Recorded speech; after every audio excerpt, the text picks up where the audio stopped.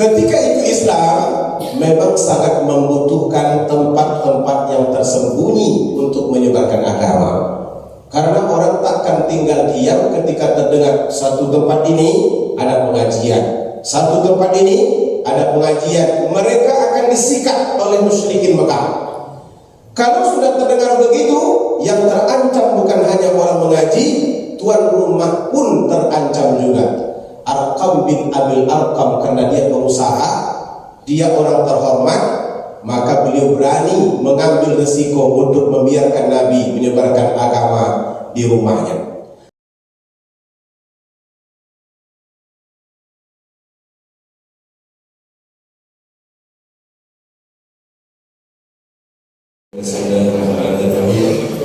Assalamualaikum warahmatullahi wabarakatuh.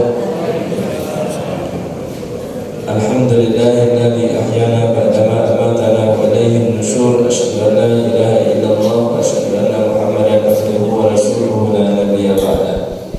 Bapak Ibu jamaah sekalian, kembali kita merasa syukur kehadirat Allah Subhanahu wa taala atas limpahan karunia dan rahmatnya pada semua ini, dan bersama-sama kita menunaikan ibadah salat subuh secara berjamaah, dan insyaallah akan lanjutkan dengan mendengarkan kuliah subuh. Mudah-mudahan Allah Subhanahu wa taala menerima segala amal ibadah kita dan menjadikan segala aktivitas kita sebagai amal saleh di sisinya. Amin ya rabbal alamin. Kemudian salawat dan salam mulai kita kirimkan kepada junjungan alam Nabi besar kita Muhammad sallallahu alaihi wasallam. Allahumma salli wa sallim ala sayyidina Muhammad wa ala ali sayyidina Muhammad. Assalamu alayka ya Rasulullah. Bapak Ibu jemaah rahimakumullah, pada kesempatan subuh Ahad yang pekan ketiga ini, insyaallah akan sampaikan pengajian kita oleh Al-Mukarram Al-Ustaz di Mas Riyadi Hasan LC MSA. Alhamdulillah beliau telah hadir di hadapan kita semua. Kita ucapkan terima kasih yang sebesar-besarnya kepada Ustaz yang telah sudi untuk meluangkan waktunya dan kesibukan untuk menyampaikan tausiah atau memberikan ilmu kepada kita semua. Mudah-mudahan apa yang disampaikan beliau nantinya bermanfaat bagi kita dunia dan akhirat. Amin ya rabbal alamin. Baiklah jemaah rahimakumullah, dengan tidak berbanyak mukadimah, marilah sama-sama kita dengarkan apa yang disampaikan oleh Ustaz. Kepada Ustaz dipersilakan dengan segala hormat.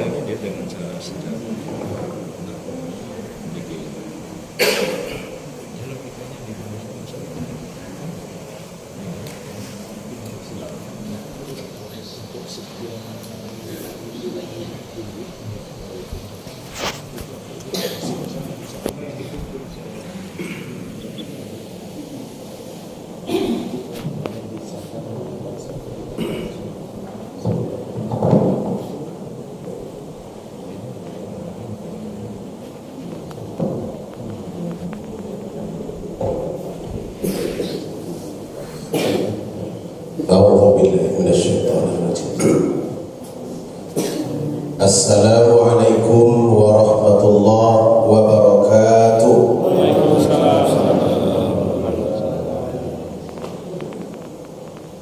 Alhamdulillahi rabbil alamin, wal aqibatu lil muttaqin, wassalatu wassalamu ala asyrafil anbiya'i wal mursalin wa ala alihi wa sahbihi ajma'in. Subhanaka la ilma lana illa ma 'allamtana innaka antal alimul hakim. Rabbi shrah li sadri wa yassir li amri wahlul 'uqdatam min lisani yafqahu qawli. Puji syukur kita sampaikan kepada Allah dengan mengucapkan alhamdulillahi rabbil alamin. Ketika seorang hamba makan satu makanan walaupun sedikit, lalu dia mengucapkan alhamdulillah, maka Allah mencintainya.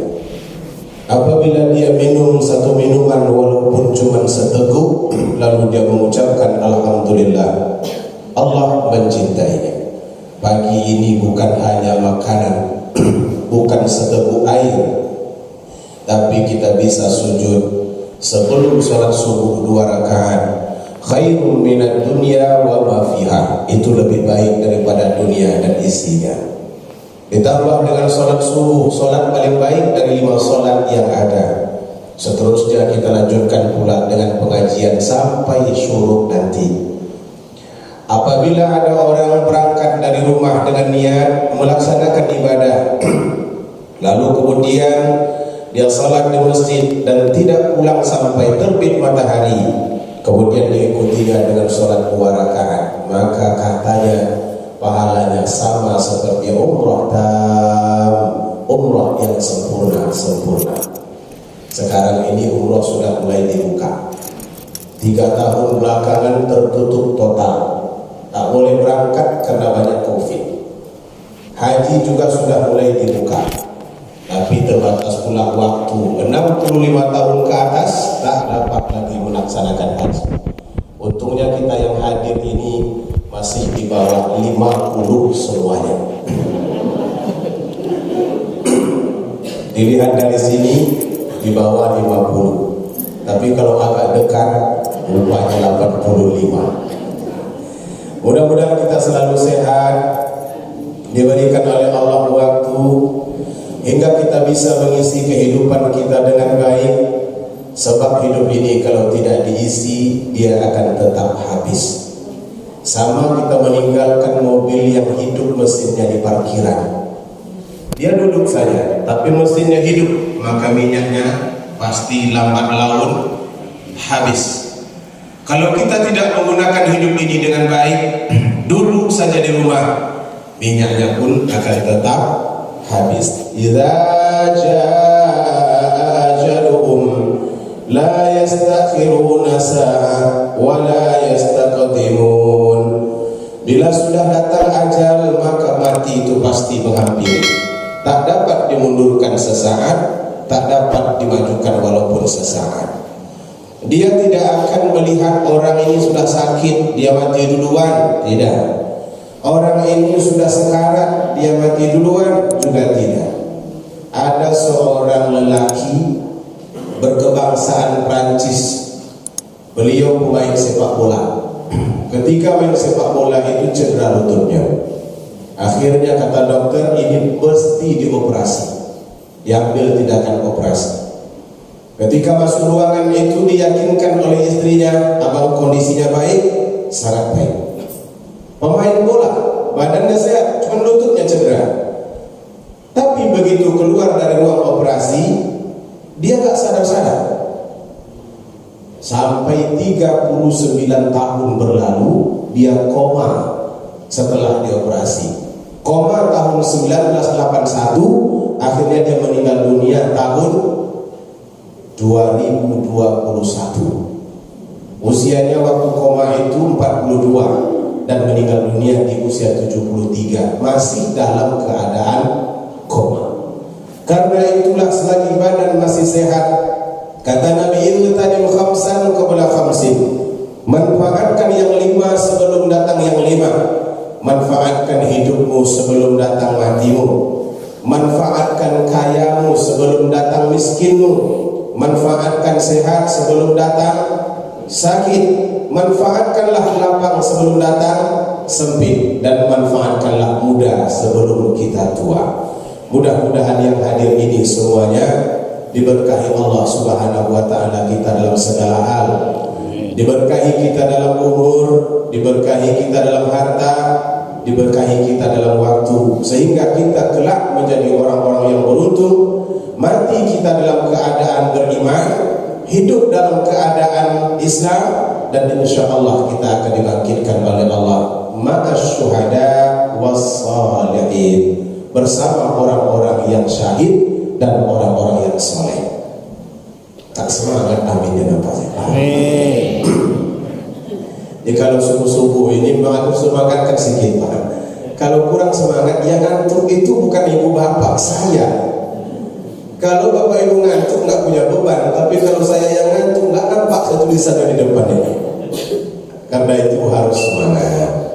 Bagaimana tidak semangat? Orang yang dirahmati Allah, orang-orang yang katanya diturunkan oleh Allah malaikat menghormatinya. Orang-orang yang dibanggakan oleh Allah di depan para malaikatnya. Begitu banyaknya fadilah menghadiri majelis ilmu ini. Memang tidak nampak malaikat yang hadir itu karena Allah sayang ke kita. Sebab kalau sempatlah malaikat itu nampak, enggak usah satu periode ceramah ini, sebentar saja tahu kita bahwa itu malaikat, maka kita akan resah. Apalagi kalau yang hadir itu termasuk malaikat maut, dan dia nengok ke orang tertentu saja selama wirid ini, maka kita akan cepat pulang. Maka kenapa cepat pulang? Ada malaikat di situ. Dia nengok terus keluar. Alhamdulillah, Allah gaibkan sehingga tidak terlihat, tapi mereka ada. Apa yang mereka buat? Haffat alaihimul malaikah. Malaikat akan menutupkan sayapnya, memberikan penghormatan kepada orang-orang yang menuntut ilmu, baik yang matanya terbuka maupun yang matanya tertutup, sama, karena dia berada di dalam majelis yang baik.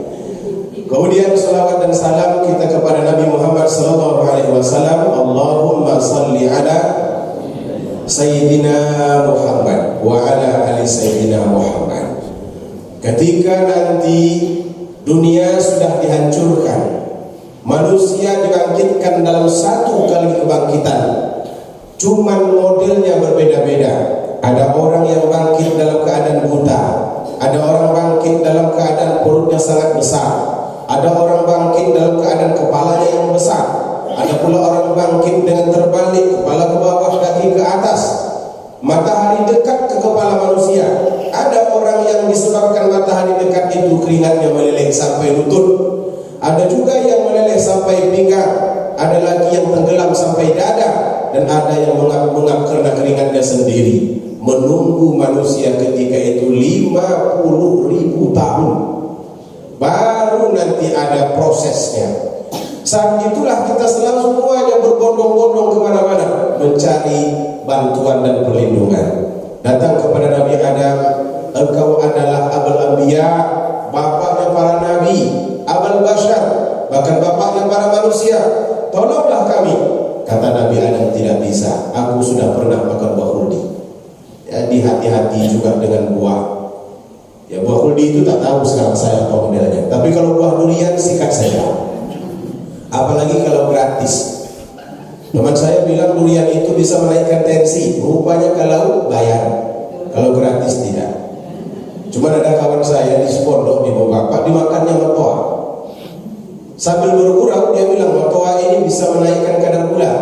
Saya sebut, Ustaz, kadar gula akan naik kalau matoa yang kita makan itu cuma 2-3 biji. Tapi kalau 3 kilo, insya Allah tidak akan naik. Ayolah pula dimakannya banyak-banyak, naiklah kadar gulanya, stroke dia setelah itu. Akhirnya menyesal saya memberikan fatwa yang tidak benar kepadanya. Sampai sekarang dia tidak sehat. Rasa-rasanya ada bersalah. Nah, saat itu semua manusia datang kepada Nabi Adam. Nabi Adam tidak bisa memberikan bantuan karena sudah pernah makan buah khuldi. Datang lagi kepada Nabi Musa. Nabi Musa tak bisa karena saya sudah pernah membunuh Bani Israel. Ditinjunya orang itu, akhirnya mati. Datang ke semua Nabi, tak ada yang bisa kecuali Nabi Muhammad sallallahu alaihi wasallam. Beliaulah yang berjuang mewakili semua yang hadir kepada Allah Ta'ala agar umat ini bisa diampuni. Dan setiap orang ketika itu mendapat kesempatan yang lebih dekat kepada Nabi, aulan nas bi yaumal qiyamah aktsaruhum alayya salatan. Orang yang paling dekat nanti denganku di hari kiamat adalah orang yang paling banyak bersolawat kepadaku. Jadi kalau ada orang bersolawat, jangan main handphone terus.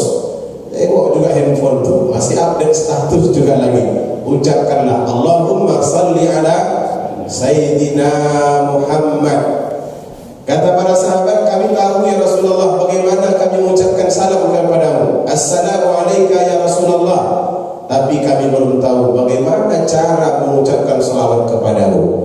Maka diajarkan oleh Nabi, Qulu, katakanlah oleh kalian, Allahumma salli ala Muhammad wa ala Ali Muhammad, tak pakai Sayyidina.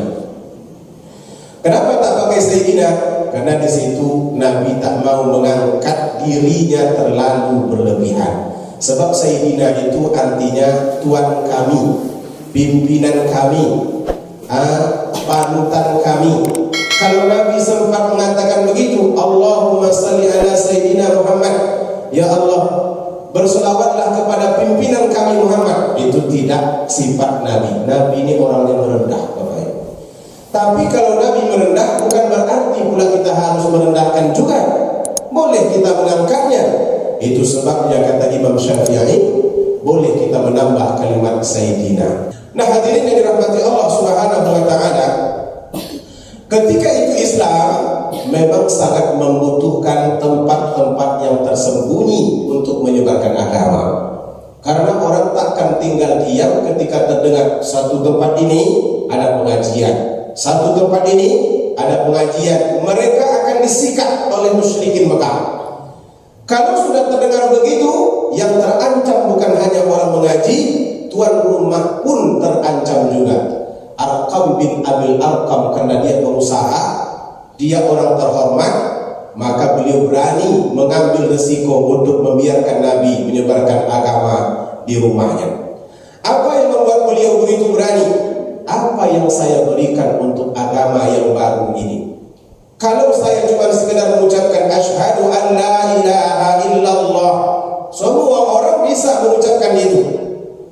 Asyhadu an la ilaha illallah. Orang yang baru-baru masuk Islam bisa, orang yang sudah lama Islam apalagi. Di Abu An-Nur itu setiap Jumat ada orang mengucapkan asyhadu an la ilaha illallah. Hanya dengan selembar kertas masuklah orang yang mengucapkan syahadat itu ke dalam Islam. Tapi kata beliau, kalau cuma ini yang menjadi target hidup, terlalu sepele. Hanya mengucapkan syahadat begitu saja, terlalu sepele. Sebab Islam ketika itu membutuhkan perjuangan lebih. Maka beliau sediakan rumah beliau untuk digunakan sebagai tempat mengembangkan Islam pertama. Mendidik orang beragama Islam, memberitahu dan mengajarkan hal-hal yang berkaitan dengan Islam. Maka Allah Ta'ala berkata dalam Al-Quran, wajahidu bi amwalikum wa anfusikum fi sabilillah. Berjuanglah kalian, berjihadlah. Jihad itu ibu bapak, curahkan segala kemampuan kalian, kata Allah Ta'ala. Baik pemikiran, baik tenaga, ataupun keuangan, harta benda, untuk berjihad di jalan Allah Subhanahu wa Ta'ala. Abil Arqam menggunakan tenaganya, menggunakan pikirannya, menggunakan harta bendanya. Dia meninggal pada masa Utsman bin Affan menjadi khalifah. Hampir seluruh perang, 28 kali Nabi berperang, beliau semuanya mengikuti. Rumahnya dijadikannya sebagai tempat belajar, tenaganya dijadikannya mengangkat pedang, harta bendanya dijadikannya untuk menyuplai umat Islam dengan logistik-logistik yang diperlukan untuk perang. Jadi habis usianya betul-betul untuk menegakkan agama Islam. Nah, hadirin yang dirahmati, berjuang dengan tenaga, berjuang dengan harta, itu sudah Allah sebutkan dari awal, dan memang begitulah yang dianjurkan oleh Rasulullah SAW. Ada orang bertanya, mana lebih baik, berjuang dengan harta atau berjuang dengan jiwa? Dua-duanya sama-sama baik. Kalau kita punya harta, tak ada yang berperang, bunuh semua. Kebanyakan yang susah-susah berperang itu orang kaya. Kalau sudah kaya, takut berperang. Tapi orang miskin nggak takut berperang, karena kalau mati tak ada yang mau ditinggalkan. Mungkin akan terbebas dari hutang, seperti di BRI. Di BRI kalau kita minjam, diberitahu itu kalau bapak mati nanti sementara pinjaman masih berlangsung, maka gugurlah hutang. Karena itu banyak istri yang mendoakan agar suaminya panjang umur dan janganlah mati. Kejam betul lah jadi istri itu. Nah, ini kalau mati nanti bebas dari tagihan-tagihan BRI. Tak tahu bank lain apakah begitu. BTN kayaknya sama juga. Kalau bapak mati nanti, maka asuransilah yang akan meneruskannya. Bapak terbebas dari hutang.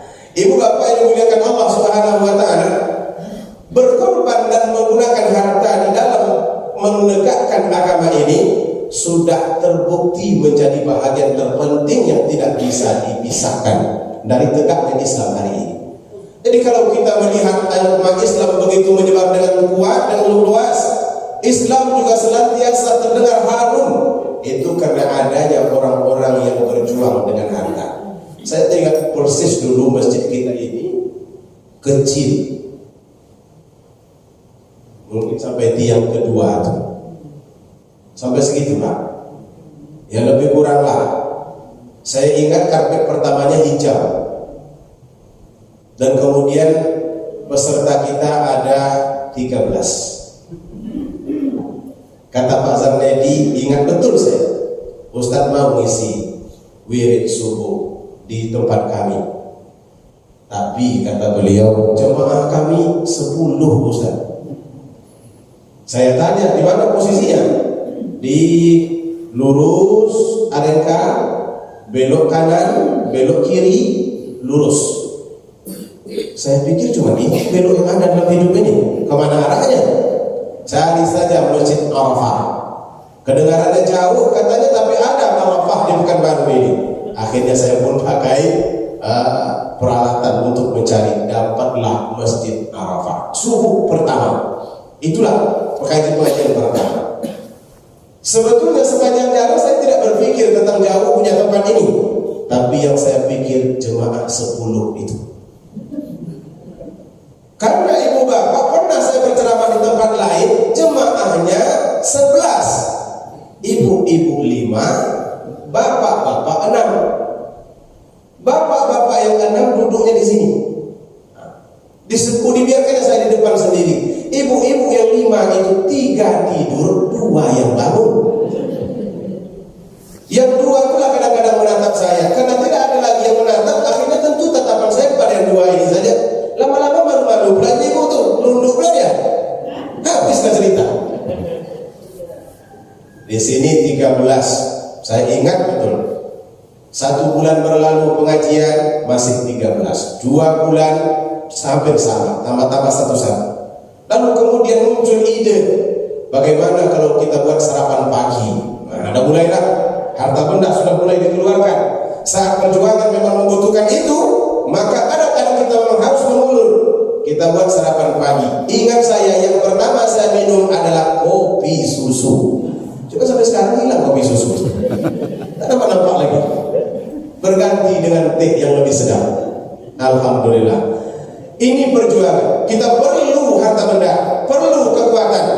Alhamdulillah setelah itu jemaah kita ini bertambah dan terus bertambah.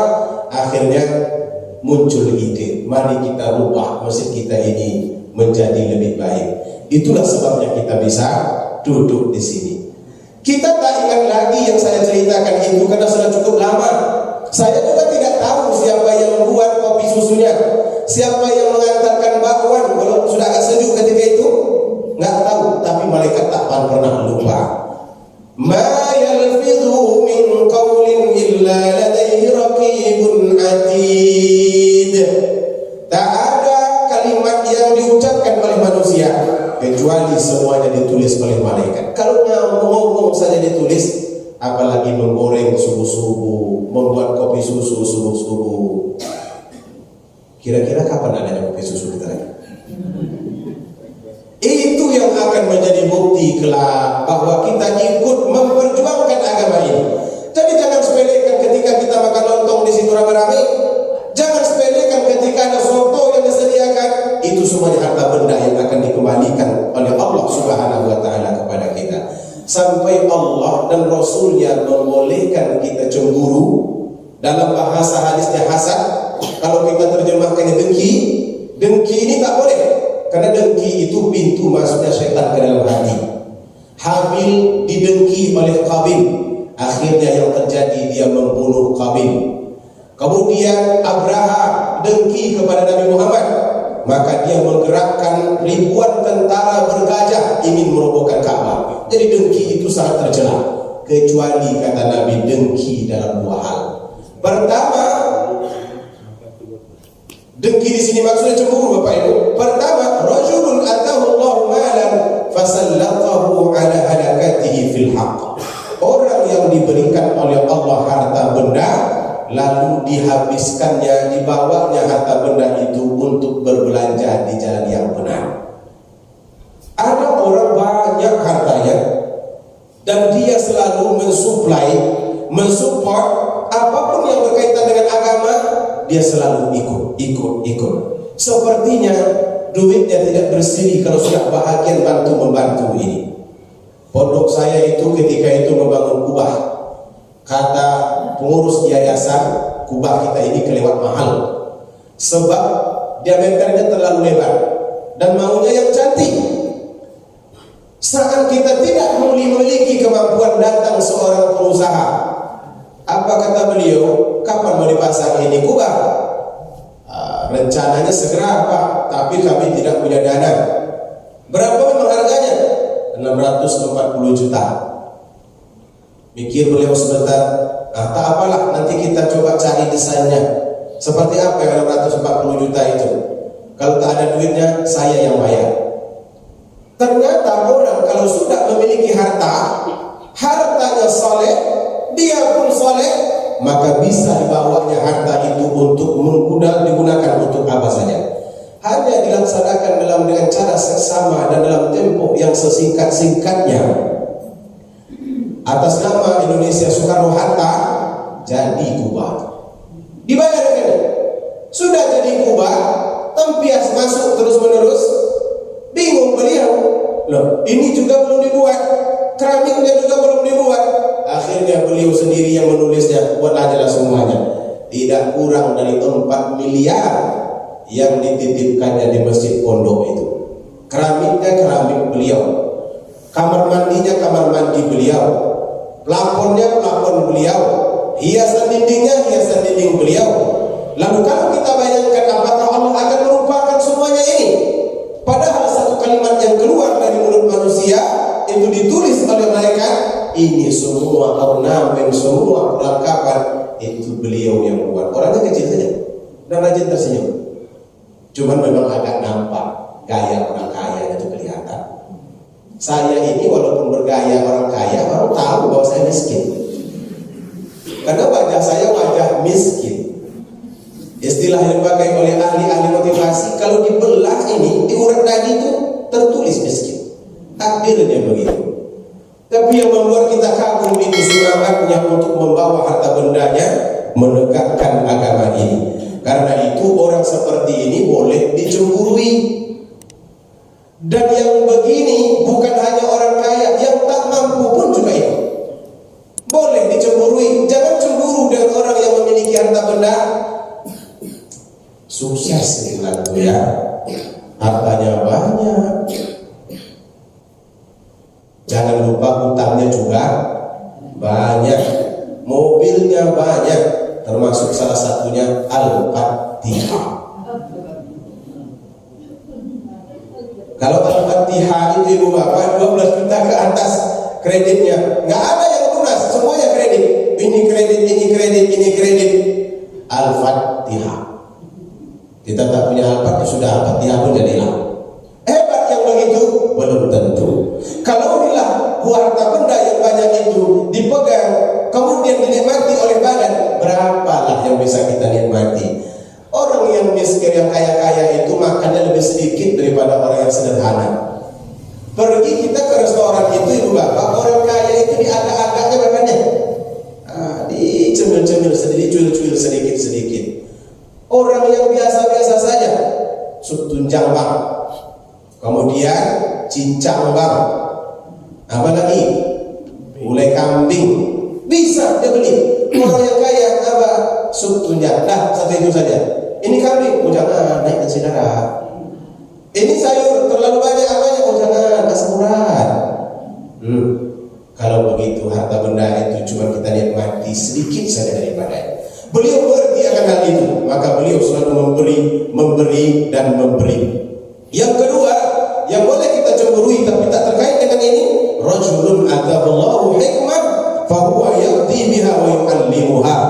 Orang yang diberikan ilmu dan kemudian pengetahuan, lalu menghukum, meletakkan ketentuan hukum sesuai dengan pengetahuannya. Hakim yang dititipkan kepintaran menghafal undang-undang, lalu dia jujur di dalam menetapkan hukum, maka orang ini boleh dicemburui. Tapi hakim sekarang payah pula ibu bapak, susah. Hukum itu baru berjalan normal kalau arahnya ke arah orang yang lemah. Tapi kalau arahnya kepada arah orang yang tinggi, itu susah hukum itu berjalan.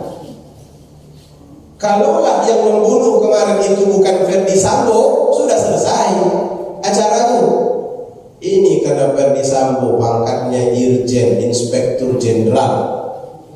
Di sebelahnya ada Brigjen, Brigadir Jenderal. Kayaknya jenderal-jenderal pada terseret. Akhirnya seperti jalan macet, proses itu tidak begitu cepat seperti cepatnya kalau kepada orang yang biasa-biasa. Itu hakim tak adil. Tapi kalau hakim adil, maka dialah yang patut dicemburui. Kenapa dia bisa adil? Allah titipkan kepadanya ilmu, Allah titipkan kepadanya daya kritis, peneliti yang baik, lalu kemudian Allah berikan kepadanya hati yang selalu lurus. Kalau ada anak-anak kita menjadi hakim, pesankan betul kepadanya. Di zaman sekarang ini, bahkan dulu hakim itu kaki kanannya di surga, kaki kirinya di neraka. Kanan surga, kiri neraka. Kalau engkau terlalu ke kanan, maka engkau akan masuk surga. Kalau terlalu ke kiri, maka engkau akan masuk neraka. Boleh dicemburui orang seperti ini. Hadirin yang Allah muliakan, mari sama-sama kita tutup pengajian ini dengan doa. A'udzubillahi minasyaitonirrajim. Bismillahirrahmanirrahim. Alhamdulillahirabbil alamin, hamdan yuwaffi ni'amahu wa yukafi'u mazidah. Ya Rabbana lakal hamdu kama yanbaghi li jalali wajhikal karim wa 'azimi sultanik. Ya Arhamar Rahimin, irhamna. Ya Allah, segala puji dan syukur atas nikmat yang telah Engkau berikan kepada kami. Engkau titipkan kepada kami iman, Engkau titipkan kepada kami kesehatan, Engkau titipkan kepada kami harta benda. Jadikanlah kami orang-orang yang selalu baik mengelola kehidupan kami, ya Allah. Jangan Engkau jadikan kami orang yang sia-sia dalam usia, sia-sia dalam kesempatan, sia-sia dalam harta benda. Sungguh Engkau adalah Tuhan yang Maha mengetahui tentang diri kami. Ya Allah, kalau ada di antara kami yang sakit, sehatkanlah ia. Kalau ada di antara kami yang susah, maka senangkanlah ia. Kalau ada di antara kami yang sudah meninggal dunia, maka rahmatilah ia. Ajarkanlah kepada kami ilmu yang bermanfaat dan berikan kami kekuatan untuk mengikutinya. Rabbana atina fid dunya hasanah wa fil akhirati hasanah wa qina adzabannar. Wa sallallahu ala sayyidina Muhammad wa ala alihi wa sahbihi wasallam. Walhamdulillahi rabbil alamin. Taqabbalallahu minkum minna wa minkum taqabbal ya karim. Nabi kurang mohon maaf. Billahi taufiq wal hidayah. Wassalamualaikum warahmatullahi